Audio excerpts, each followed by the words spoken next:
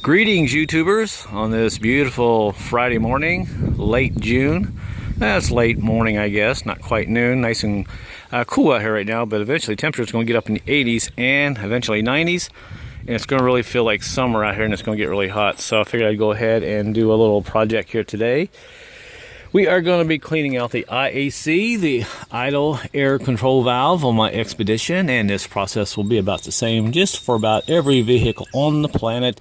It's running okay and everything. I've not had any issues with it, but I've done a lot of work to the engine, cleaned out a lot of things, and you know, it never hurts to check this guy and make sure it's fairly clean.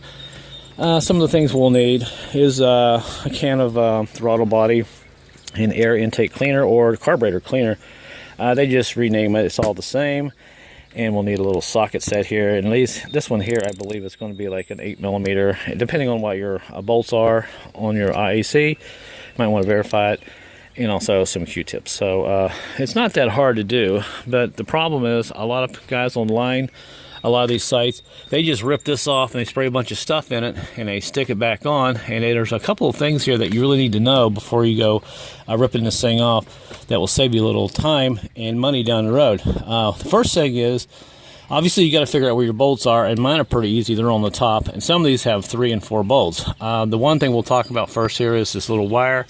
When you decide to go ahead and do this job, make sure you just don't unplug this wire and decide to go in there and start it up and see what happens. Well, if you do that, you are going to throw your check engine light on, and if you don't have a means to unhook the battery for 5 minutes and let the computer reset, or have a code reader like I have here, where you have a way to turn this check engine light back off, you're going to have to live with a bright check engine light in your face. So that is something that you really need to be aware of. And also, on a lot of these IACs, most of them have 2 bolts, but I've seen some with 3 and even 4. Even the Nissans have 4 bolts. Make sure you don't get all the bolts out and you forget that there's an extra bolt somewhere, and you got to pry this thing off and you end up breaking it. Like I said, some of these set on the side of the throttle body, and these bolts sometimes are very hard to see and you just don't see it, and you snap it off and you'll have to go out and spend 50 bucks. And the other thing is, when you unhook your battery to clear your check engine light, your computer has to relearn how your vehicle is going to run, because it learns from your habits over time, how you take off and accelerate and stop, and the computer manages the engine, and it makes the engine run typically the way you normally drive. So that is something that you don't want to do. And just to show you, let me just show you online real quick about how some of these have different bolts in them. And as you see here on my desktop, you can see there are all kind of IACs. A lot of them have 2 screws, and there are even some that have 3 screws. If I scroll down here to the bottom, I think you'll see the one here, which is on a Nissan, and it actually has 4 screws that hold that sucker on. Check that out, 1, 2, 3, 4. So make sure you don't get just a couple of your screws out and find out there's a hidden screw somewhere, and you got to pull this off and you end up breaking this. So that's something very important that you have to be aware of. But yeah, they make all types of IAC, so just make sure you just research yours real quick and make sure you get all the hidden screws out before you go prying on it, because you certainly don't want to end up breaking it and costing yourself more time and money than you really had planned for. So let's go back outside now. Okay, so hopefully I've explained that well enough for you. Those two little things there, the bolts and the battery and the check engine light. So first thing we're going to do is go ahead and take out these little bolts on the top here. And I'm shooting this on my cell phone, so I'll try not to breathe so heavy, so I don't sound like I'm a person in a Star Wars movie, if you know what I mean. So these cameras are so sensitive. I'm going to do this with one hand and hold the camera in the other. So we'll go ahead and take these bolts out here real quick. All right. And usually you can get in here pretty easily and get them. So we'll go ahead and loosen that one up and take this bolt out. And I'm doing this while the engine is cold, and I recommend you do the same thing, especially if it's a hot day. So there's one, and these are fairly long, so I think you can see that there. All right, just about out. Come on, little bolt. I know you're there. There we go. There's one, about an inch long, and we'll take off the other one here. There's that one, and it's already loose. Take this one off here. And like I said, I've seen a lot of people just clean this. They don't tell you these little tips. And if you have a foreign car or something, and you don't have a check engine code reader, then your check engine light's going to stay on, because I've actually started the vehicle up before in the past, some of my other vehicles, with this wire unhooked. I just wanted to see how the car ran. And trust me, when you unhook that wire, the idle is really, really low. In some cases, the vehicle may even stall. So that's one way you can tell that the your IAC is working. And if you don't have a check engine light, that's usually a good sign. So we'll go ahead and take this off, and there it is. And well, it's not too bad. I'll take it out. I think you can see this in the sun. It's not too bad, so we'll clean it anyway. And also, there's a gasket right here. It's a little gasket from the factory they stick on there. Check it, make sure it's not torn. And you can look inside. We'll go out here in the sun and look inside this. And it looks not too bad, but we'll clean it anyway. And sometimes, if you shake them, if they make a lot of noise, then they're bad. This one seems to be okay. If you look closely, there's a little spring right there on this one hole that keeps that little retention there on that check valve that's in there. So the whole idea is this thing opens up and closes, it idles. It lets the vehicle idle depending on how much air comes in and out of the thing. And the computer controls this by sending a signal to it. And that's how this works. And now I'll go up here, and I don't think you're going to be able to see this, but we're going to clean this out a little bit too. So before we even clean this out, I got my Q-tips here. We're going to stick a Q-tip down here, and we're just going to see how dirty it is, just for the heck of it before we start cleaning it. And you can see it's pretty dirty. It's not plugged up. I've seen these completely plugged up, but so it won't hurt to clean this out.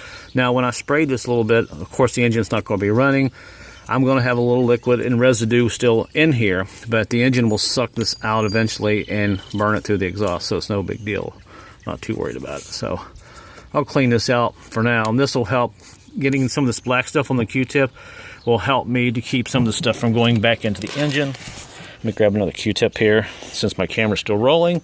It's easy for me to shoot on my cell phone because I don't have to do a lot of editing, and my house internet is very, very, very, very slow. And I pay more for my house internet than I do for my cell phone bill, so that tells you how bad it is. So, but anyway, okay, so we'll clean this out. We'll spray some stuff in here in a little bit, but you can see I got a lot of black out of there. And like I said, I've seen a lot worse. All right, we'll turn our attention to the IAC. So what I'm going to do is set this up here. I might be able to set this up, and you can watch me clean this out with my hand and the camera in the other. Maybe a little difficult. I apologize to you folks who are impatient. So we'll hook this up here like this. All right, we'll spray this out a little bit.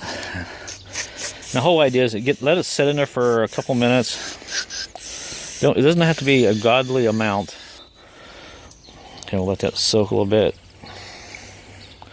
And while that's kind of soaking, we'll set that there, put a little bit more in there.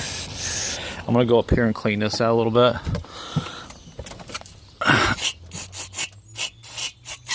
Like I said, it doesn't have to be a lot. I can already see it getting nice and shiny in there. That's what we want. And this stuff evaporates really fast, so you got to be careful with sparks. And do it outside where there's plenty of fresh air. You don't want to do it in a garage, in a closed environment with a spark in the wintertime.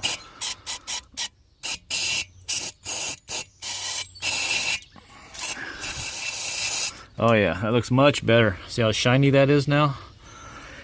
And the gasket's in pretty good shape, so.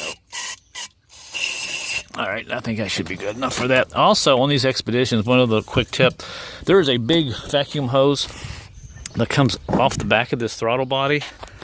And you're probably not going to be able to see it, but trust me, it's there. It's right about where my finger is. It comes around and goes right up here on this valve cover, and it is a PVC valve.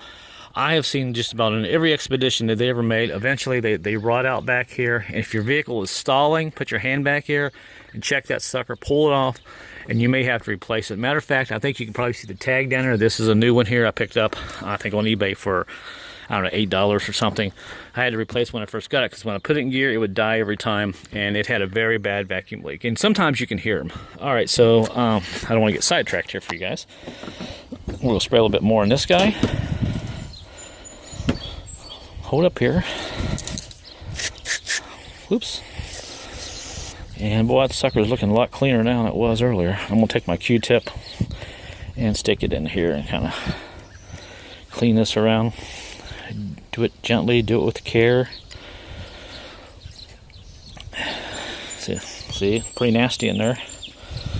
We got another one here. Clean this out really, really good. And this will probably help the idle a little bit. Like I said, my vehicle's running pretty good, but it never hurts to do this. It's not that involved. And if you do this, and if you're having stalling problems, this will do process of elimination and help you out a little bit, letting you know that this guy here is okay. So, all right, so we'll dump this out. Stuff evaporates so fast. Wow, it looks a lot better in there, a lot cleaner already. So we'll hit it one more time. Oops. All right, soak it really good. All right, yeah, it looks a lot cleaner already. I think you can see, I don't know if you can see that in there, but if I hold the light just right, much better. I'll take one of my other last Q-tips here and we'll go in here and, oh yeah, see how much better that is? Hardly anything in there now. Yeah, nice. Compare that to that Q-tip.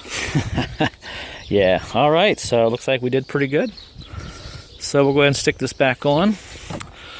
I know this is what you came here to watch, so I won't bore you anymore. We'll go ahead and put this back on here now. Just put your finger over this gasket, make sure it's not torn or anything.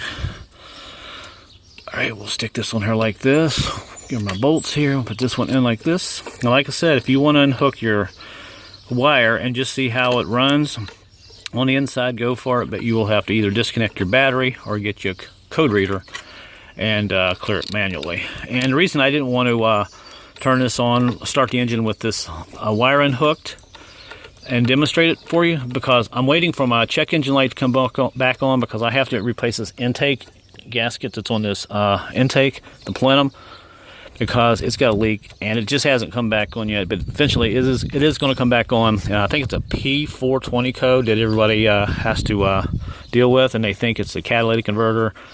They think it's the the O2 sensors, and it's not. It's just the intake. I've seen people spend thousands of dollars for nothing, but that's a future video coming up. And I actually have another video on here where I replace that on a couple of Explorers and a couple other Expeditions.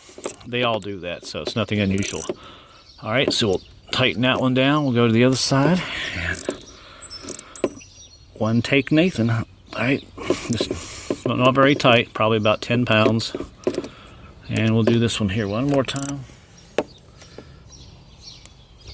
And I think we are in perfect. All right, everything's tight, just like it should be. And now all we got to do is start up the vehicle, and I got everything hooked up.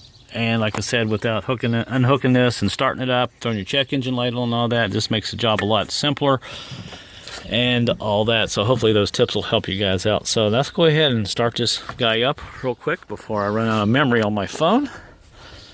Grab my keys here. I think they're in the switch. Yep. Oh yeah, sounds pretty good. Let the idle drop down just a little bit. Look how smooth that runs now in idles. That was my whole goal right there. Yes, very much better. I'm happy.